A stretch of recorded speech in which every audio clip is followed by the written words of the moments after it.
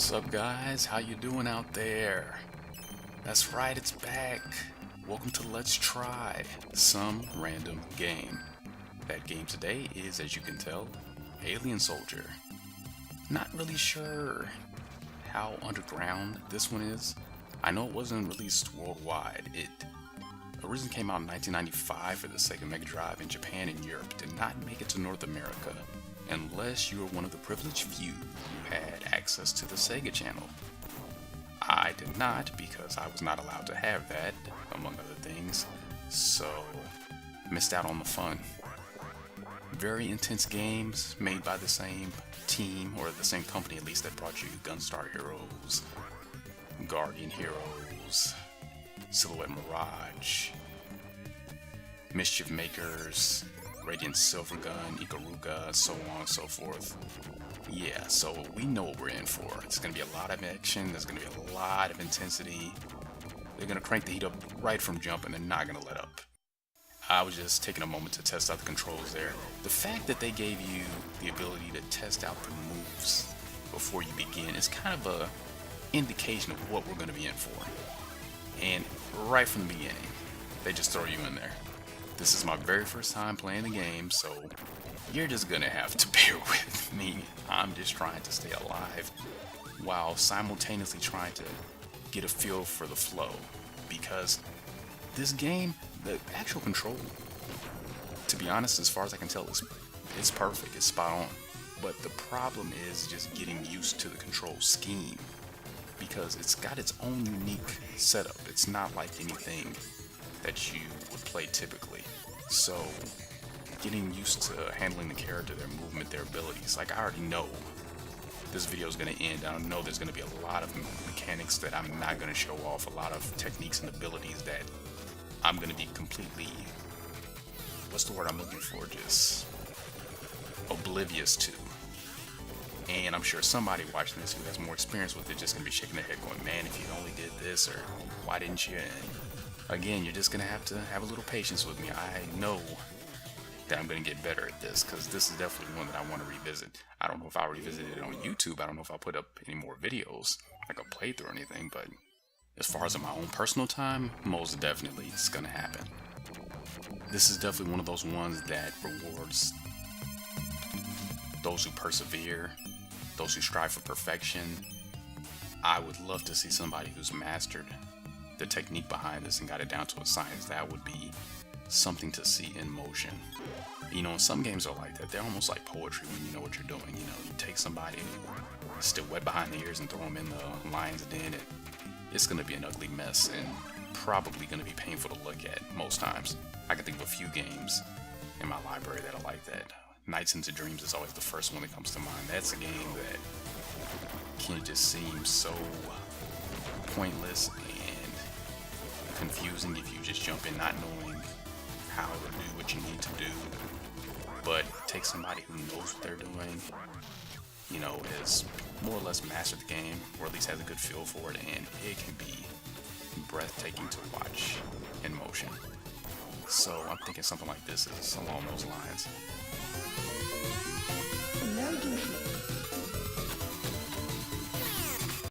This guy here is going to be a problem, because he is just spastic, sporadic, just up, down, all around, everywhere I need to be. He's there first, and I really can't get a hit in. And I really don't know what weapon to go with. Now, I like the idea of the flame shot. I thought that massive power would help out, but it's close range, and if I can find a good long-range weapon to do decent damage without getting too close to him, but he's done, so it's fine. Spoilers, this isn't my... Yeah, I had a couple other tries on that boss, so I'm speaking from that experience, that you're not saying I had to cut that out, because I figured, you know, too many deaths would kind of, I don't know, make the video wear out its welcome a little quicker, and I also wanted to keep in mind the length. Now with these tryout videos, I don't want to make them too long. I remember I had one a while back that was well over 20 minutes. I'd say 25 is the max length I ever want to go for these, but generally if I can keep it under 20 minutes, just have sort of it come off like a preview of the game. I think that's the way to go. The whole goal with these is to show off good games. Well, in most cases, it'll be good games that are worth your time and attention.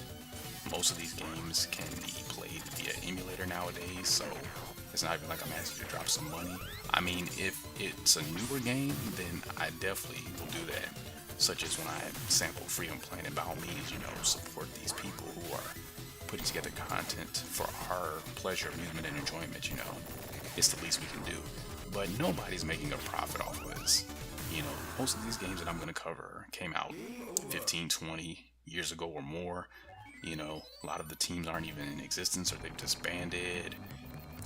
Obviously Sega's not even in the hardware business anymore, so they're not losing out. In fact, if anything, they're gaining, because at least now their art, their work is being appreciated, it's being talked about, it's being spread around. Hopefully more people are getting experience to it, or getting experience with it as it gains exposure. So I think that's worthwhile. And you never know what that could lead to. I mean, nowadays we live in a world of Kickstarter and crowdfunding. You never know.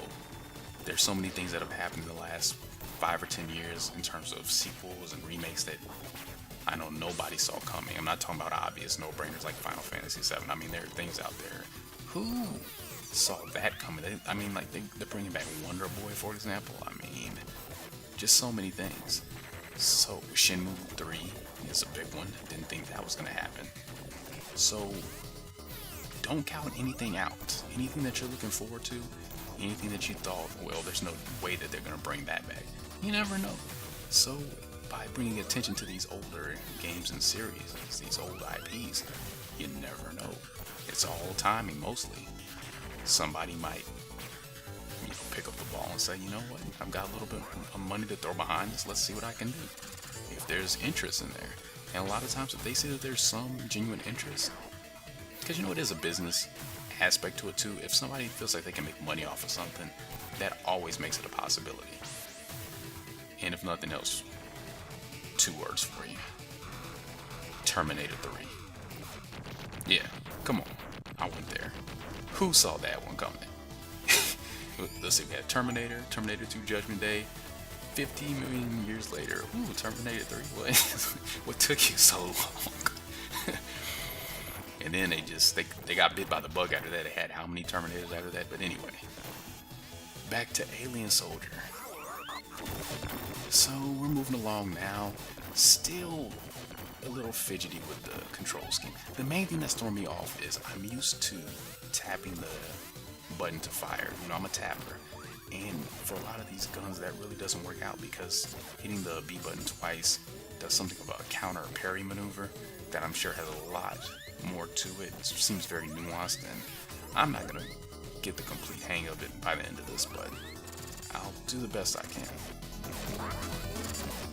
This orbiting eye is pretty tough. I'm not even sure if I can kill it. Well, I'm sure you can kill it, but I'm not sure if I'm equipped with the ability to do so.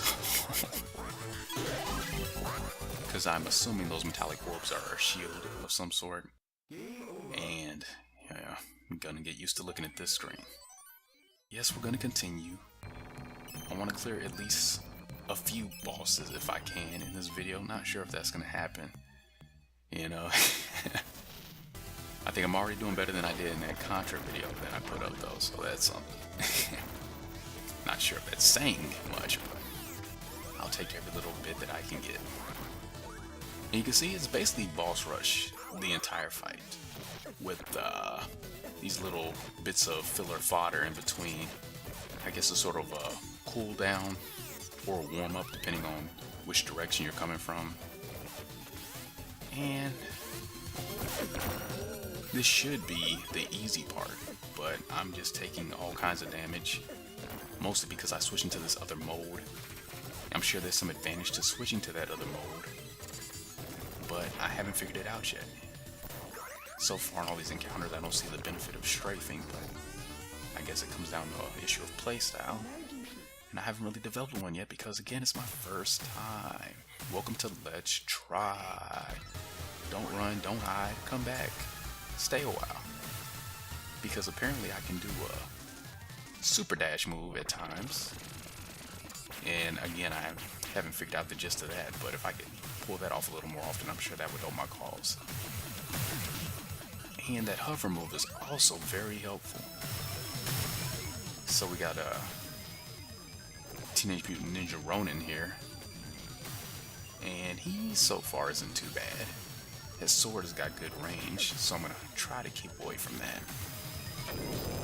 Could hit him with short or long range without too many problems. It's just a matter of conserving ammo. Now I'm not sure if it replenishes automatically over time or if I need to collect those little power-ups that they leave behind when I defeat them. Now even when you run out of ammo, you can still do damage, but you're just at such a short range, it's just really not beneficial to your long-term health. At least not the long-term health of this unnamed soldier, who probably has a name, I just haven't bothered to read about it yet. Oh, by the way, there's a massive story synopsis at the start of this. I just skipped all that and jumped straight to the action because I wanted to get as much of the actual game in this video as possible. And I know me, I know if I start watching the little text scroll, I'm going to want to stick around for the whole thing. And yeah, that's going to add probably 3 or 4 minutes to the video at least, judging by the length of it. But if you get a chance, check it out for yourself because there's actually some really good music during that scene. And the plot for this game, from the little bit I read, I kind of skipped ahead, but I was reading it for the first couple. It's surprisingly lengthy and in-depth.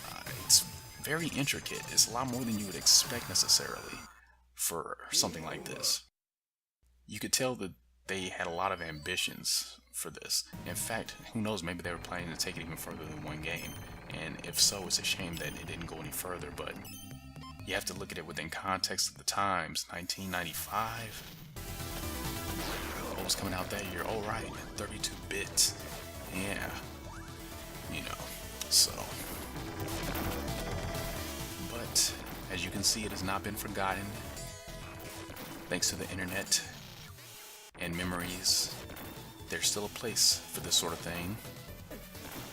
And I was kind of holding off there because it looked like there was a different power-up weapon in there. I'm probably mistaken, but I didn't recognize one of those icons, so I didn't get it anyway, so I couldn't find out. Got a lot of buster shots and a little bit of fire. Come on, can I kill you? Yes. Yeah, fire does pretty good damage. And can I... gimme. Was not quite as slick as last time I grabbed that. But this game looks smooth, feels smooth, sounds good. Definitely Gunstar Heroes 2.0 Hardcore Edition. This is not for the faint of heart. If you got sweaty palms, stay away. Rash on your fingertips, don't come any closer. Because this game is going to bring massive amounts of pain your way. There's nothing you can do. Run to your older brother. Hide behind your mother. That's about all you've got. Yeah, I've got this guy. I've got his pattern now. He's pretty predictable. That dash makes life so much easier. And also, you've got the time clock too in the corner, so keep that in mind. You don't want to let that hit 0 or else it's going to be over. So that adds an extra layer of difficulty to an already not easy experience. So it's like, not only do you have to kill these things, but you have to kill them before the timer hits 0. So I tell you, oh, and then your ammo gets depleted on top of that. Yeah, they can't even give you infinite rounds, so they basically gave us both fingers and said, have fun. But I like that about it because I think that was pretty much the point. This was for those who have